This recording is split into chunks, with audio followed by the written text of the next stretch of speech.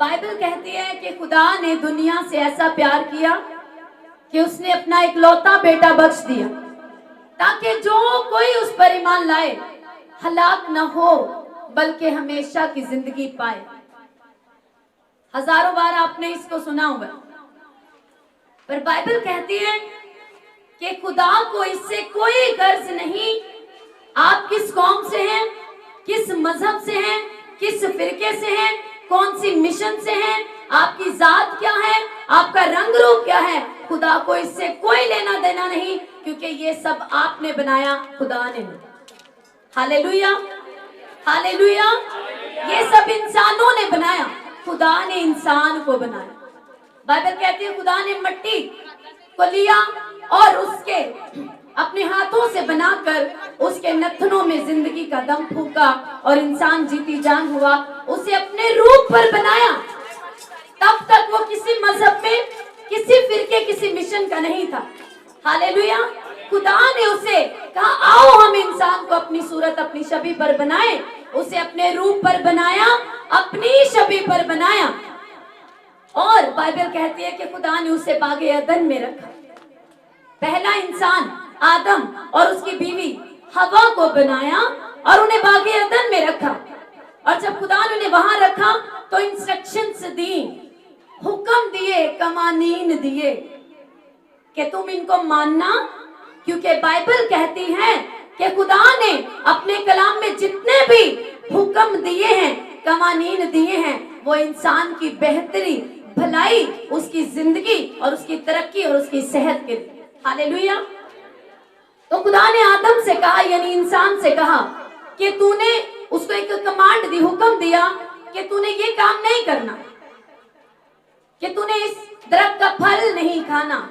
बात सिर्फ फल की नहीं, बात मानने की है, हुक्म मानने की। हालेलुया।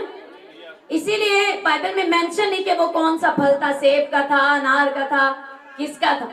बात हुक्म मानने की है।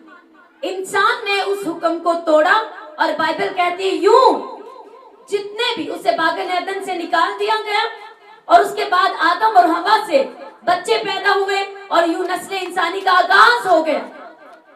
और जितने भी आदम से पैदा हुए सब गुनाहगार कहलाए। क्यों? क्योंकि आदम की ब्लड से, जब उसके खून के अंदर गुनाह चला गया नाफरमानी के सबब से, तो उसे जितनी भी औलाद पैदा हुई वो सब गुनाह में पैदा हुई। हालेलुया। और बाइबल कहती है यूं गुनाह सब आदमियों में फैल गया और गुनाह मौत को लेकर आया। जिस इंसान को खुदा ने बनाया, उसी इंसान ने खुदा की बजाय अपने पैदा करने वाले, अपने खालिक की बजाय शैतान की आवाज को सुना और उसकी आवाज की पैरवी करके उसको मानकर वो गुनाह में गिरा। और बाइबल कहती है जब इंसान गुनाह में गिरा तो यूं सबने गुनाह किया और जब गुनाह के सबब से मौत आई, वो मौत सब आदमियों में, सब इंसानों में फैल गई। नूह के टाइम में आपने देखा बदी बहुत बढ़ गई, शैवत परस्ती, जनाकारी अरूज पर, हर तरह की गंदगी, हर तरह के हिर्स के गंदे काम, नशाबाजी, लौंडेबाजी, नाच रंग, ये सब काम बाइबल कहती है जोरों शोर से थे और उनकी बदी आसमान तक सुनाई देने लगी। एक अकेला नूह रास्तबाज, जो पूरी तरह से अपने आप को हर तरह के गुनाह से, बदी से बचा के रखता, खुदा के साथ चलता और रास्तबाज था। तो बाइबल कहती है वो अपने पूरे घराने को बचाने का वसीला बना। क्यों? क्योंकि उसने खुदा की आवाज को सुन ली। हालेलुया। बहुत जरूरी है कि आप खुदा की आवाज को सुने।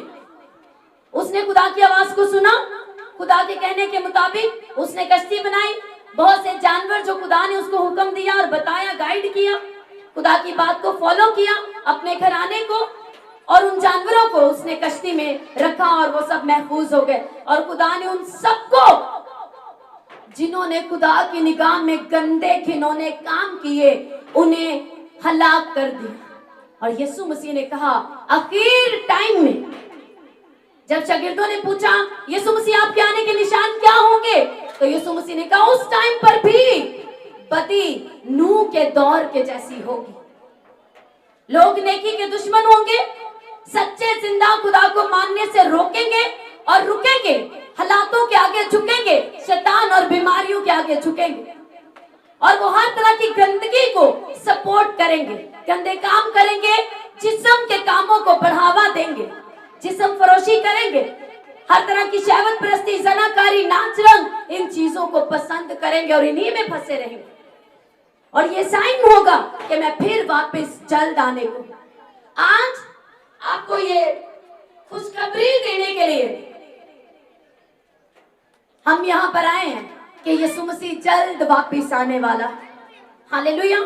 वही कायनात का खालिक जिसने कायनात को बनाया, जिसने जातियां, कौमें और कबीले सब उसने इंसान को बनाया, और इंसान ने अपने आप को डिवाइड किया और खुदा से दूर होकर अपनी सोच को खुदा के खिलाफ किया, और हर तरह के अपने मन को इसको शांत करने के लिए, इसको सुकून देने के लिए, इसको खुशी देने के लिए इंसान ने हर वो तरीका निकाला जो खुदा की मर्जी के खिलाफ।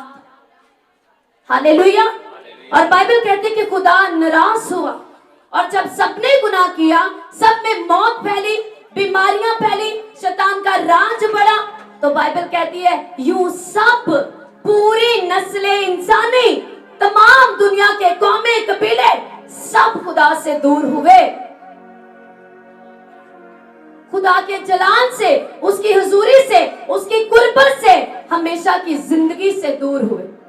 तो बाइबल कहती है कि खुदा ने कहा कि औरत की नस्ल से मैं एक ऐसे शख्स को पैदा करूंगा, मैं अपने कलमे को भेजूंगा, मैं एक ऐसा सिस्टम बनाऊंगा, एक ऐसा निजात का मंसूबा बनाऊंगा तुम्हारे लिए। इंसानों से बात की, सिर्फ मसीहियों से नहीं, क्योंकि खुदा जीसस क्राइस्ट सिर्फ क्रिश्चियंस के लिए नहीं आया, ना ही वो अकेला मसीहियों का खुदा है। यूहन्ना 3:16 में लिखा है, खुदा ने अपनी दुनिया से जो उसने बनाई, इस पूरी दुनिया से ऐसा प्यार किया कि उसने अपना इकलौता बेटा बख्श दिया, ताकि जो कोई उस पर ईमान लाए हलाक न हो बल्कि हमेशा की जिंदगी पाए।